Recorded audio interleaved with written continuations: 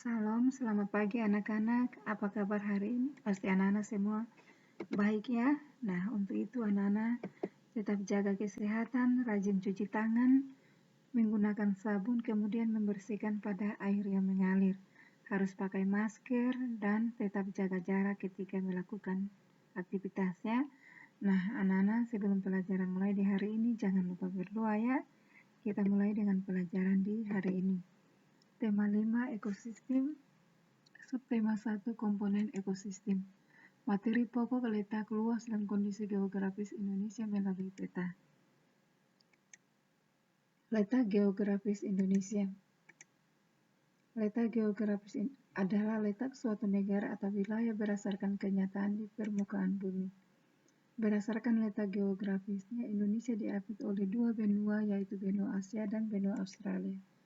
Indonesia juga dikelilingi oleh dua samudra, yaitu Samudra Pasifik dan Samudra Hindia.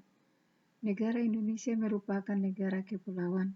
Terdapat lebih dari 17.000 pulau berukuran besar dan kecil berada di wilayah Indonesia.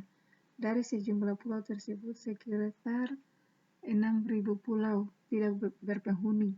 Beberapa pulau besar Indonesia antara lain Pulau Jawa, Pulau Kalimantan, Pulau Sumatera, Pulau Sulawesi, dan Papua. Sementara itu, beberapa pulau kecil yang berada di wilayah Indonesia antara lain Pulau Nias, Siberut, Bangka, Belitung, Madura, Bali, Lombok, Flores, Ambon, dan Halmahera. Batas wilayah Indonesia bagian utara adalah Malaysia, Singapura, dan Samudra Pasifik. Batas wilayah Indonesia bagian barat adalah Samudra Hindia. Batas wilayah Indonesia bagian selatan adalah Samudra Hindia, Laut Timur Leste, dan Australia. Batas wilayah Indonesia bagian timur adalah Samudra Pasifik dan Papua Nugini. Kamu dapat membuat peta untuk lebih memahami letak geografis Indonesia. Saat membuat peta, kamu perlu memperhatikan komponen atau unsur-unsur peta. Nah, anak-anak, ini adalah unsur-unsur peta ya, komponen atau unsur-unsur peta ya. Nah, ini ada judul. Judul anak-anak perhatikan anak panah itu disebut judul ya, Provinsi Daerah Istimewa Yogyakarta. Kemudian garis tepi.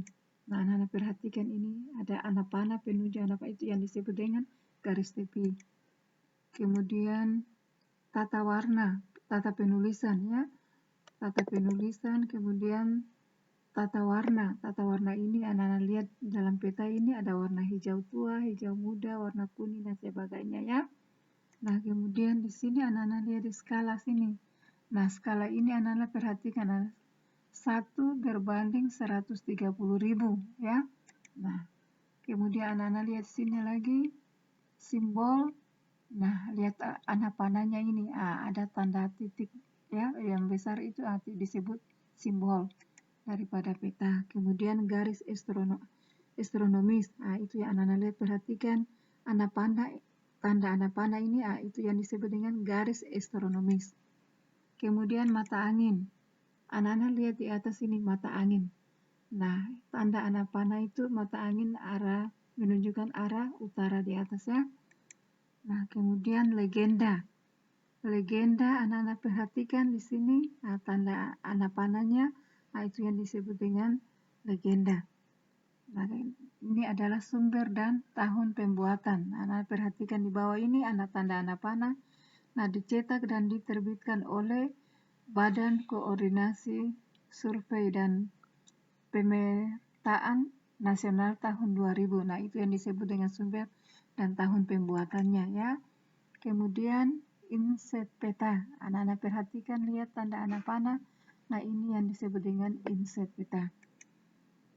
Nah, lihat di sini judul peta biasanya ditulis pada bagian atas peta yang biasanya menunjukkan isi peta tersebut yang tadi Ibu sudah jelaskan ya.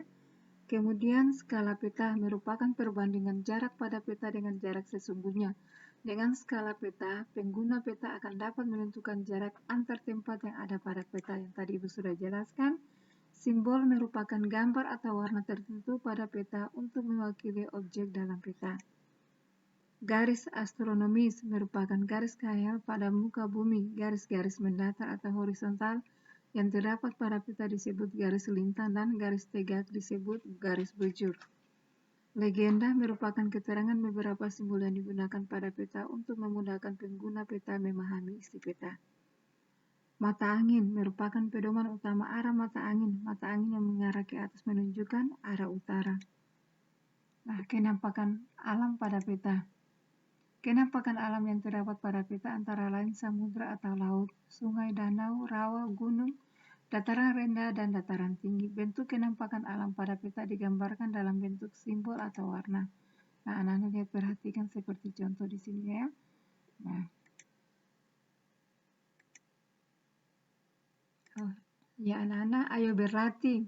Nah, ada 2 pertanyaan yang nantinya anak-anak akan menjawab kedua pertanyaan ini ya. Yang pertama, apakah yang dimaksud dengan letak geografis? Yang kedua, komponen apa saja yang ada pada sebuah peta? Nanti anak-anak tulis jawabannya ya di kertas HPS ya. Nah, tulisnya rapi, dijilid agar supaya kelihatan rapi. Nah, anak-anak, sampai di sini perjumpaan kita dengan belajar kita. Selamat siang, shalom.